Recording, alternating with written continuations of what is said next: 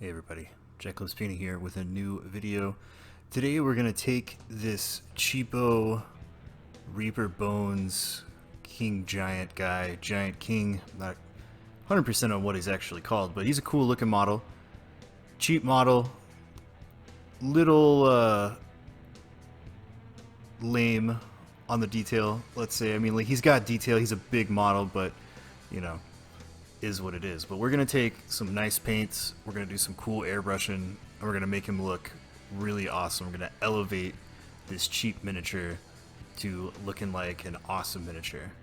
We're gonna start off with his skin tones. I got some model color Mahogany Brown, and we're just gonna base out his open flesh with the airbrush here, just base coating the flesh tones with that Mahogany Brown.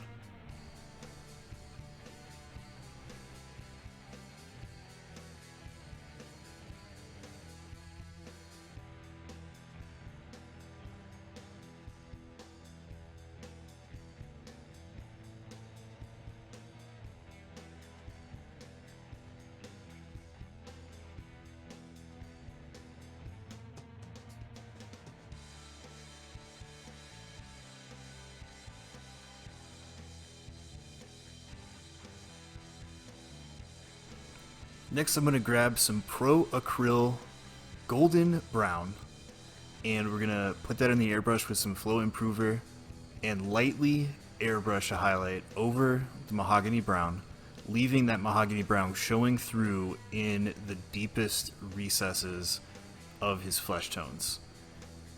One of the tricks to making these cheapo models look way better than they actually are is creating contrast where there is none. And what I mean by that is a lot of the details in this guy are very broad and kind of flat. They're not cut in very deep, especially on the sculpt of his muscles and things like that. So I want that detail to be accentuated by our painting. So we're creating a lot of contrast using our colors on the model. After that, we're gonna add some Ivory into our golden brown, about a 50-50 mix, and we're gonna highlight the biggest details on his flesh. So like his fingers, his big old ham fingers, these big slabs of muscles like his bicep there. I'm just gonna highlight that with a nice thin coat of this 50-50 mix.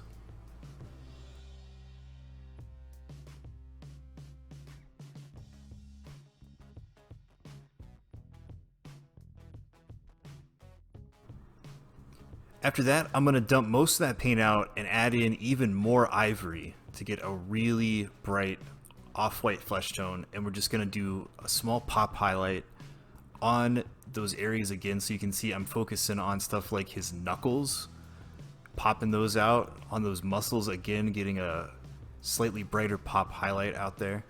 Going a little bit brighter than we would normally want to with the flesh tone because we're going to end up putting a wash all over this guy. It's going to be fairly concentrated, so it's okay to go a little bit brighter than we normally would. Next, we're going to focus on his cape in this little tabard, and I think the sculpt is supposed to be some like scale mail, it's like metal mail links that are like a scale pattern, but we're going to make it cool because that's kind of boring. We could just paint it in a metallic, but that's boring. So we're going to do dragon scales, like this big giant guy probably slayed a dragon, took his skin, he's making a cape out of it. So I got this extra opaque heavy black green that we're just basing that out in. After that, I'm grabbing some jade from Pro Acryl. This is a nice kind of bluish green. It's a jade color. I mean, like it's named properly, and we're just gonna highlight those scales with that jade, focusing out towards the ends of those pieces of cloth, out towards the bottom or the hem of that cape and that tabard, and any big rises or folds we're going to focus that jade on so we can start bringing up this really nice emerald green dragon scales.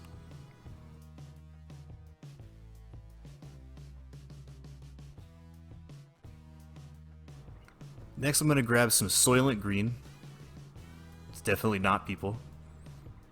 And we're going to highlight on top of that jade, again focusing more towards the bottom, the edges, the hem of that tabard and that cape, highlighting up over that. With each one of these steps, I do a little bit of an overall spray, just like a really quick pass overall spray, transparent over the entire cape, so that we have a little bit of that color brightening even in the shadows, but the most vibrant highlights are out towards the end. After that, I'm mixing in a couple of drops of golden yellow and a couple of drops of titanium white to get an even brighter shade, and we're just going to pop that highlight one more time right on the ends to really make those dragon scales vibrant, give it almost a glow or a shine to it to make it look really cool.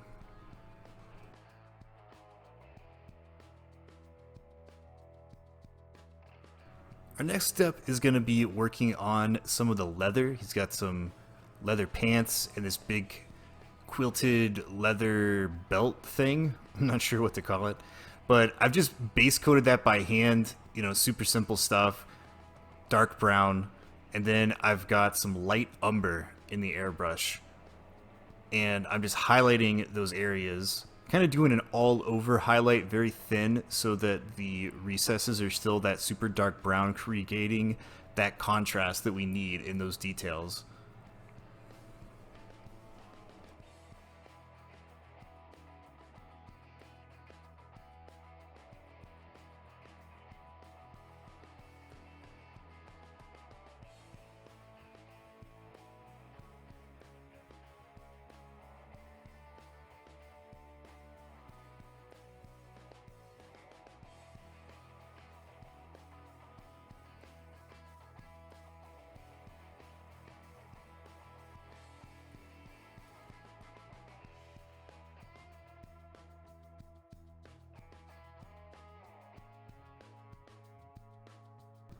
We're going to pull out the golden brown one more time.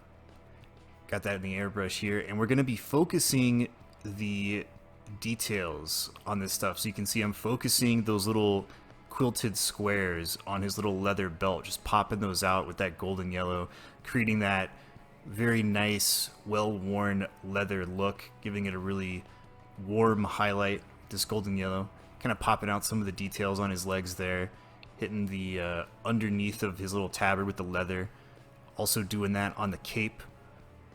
So you can see we're focusing this big fold here where the light is hitting directly onto that leather, giving it a really nice highlight.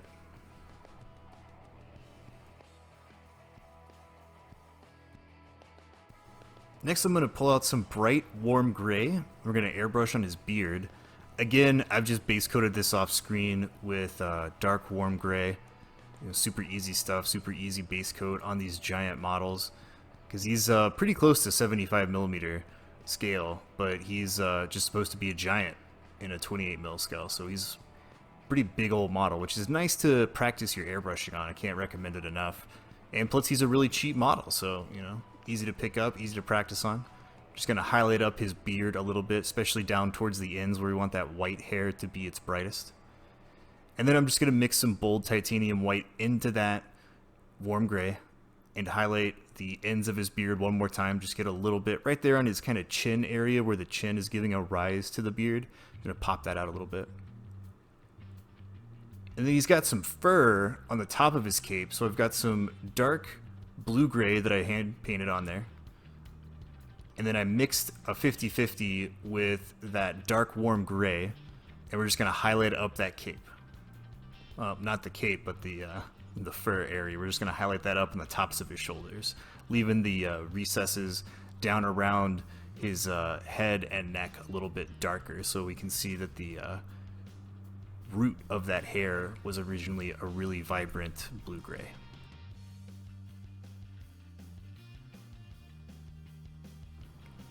After that, I'm going to dump most of that mixture out and mix in some bright warm gray into the dregs so that we get a really bright blue-gray.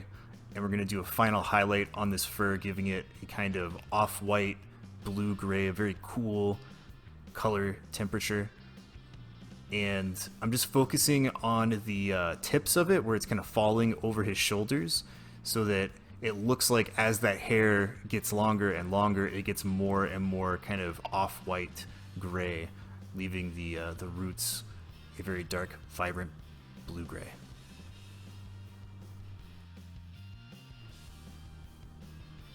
So he's looking pretty good so far. We've got a lot of his color work done. This dude has a lot of really heavy, bulky armor, so in the next video, we're going to bust out the metallics and get his armor looking really good before a wash. Catch you next time.